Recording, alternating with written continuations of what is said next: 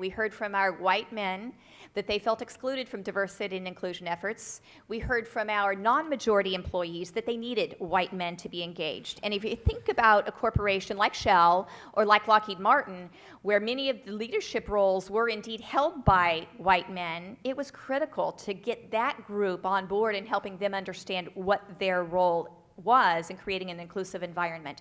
So we actually partnered with an external organization, and we created a pilot, because anytime you're an engineering company, you got to create a pilot. You got to see if it works.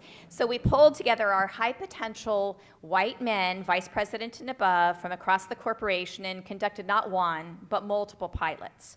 And then we actually did sensing sessions after those pilots to say, is this what we need to do as an enterprise?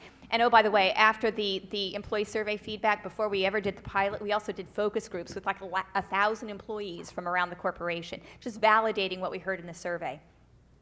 After the pilot, I will tell you, or the pilots plural, we actually had white men who attended those sessions raise their hand and say, I want to create the business case for going to the Executive Diversity Council and saying we need to do this as an imperative for our corporation. It's not a like to have, it's a must have.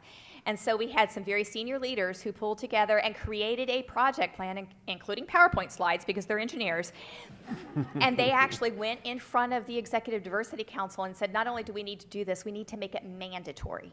And so it is actually mandatory for all vice presidents and above to attend that program.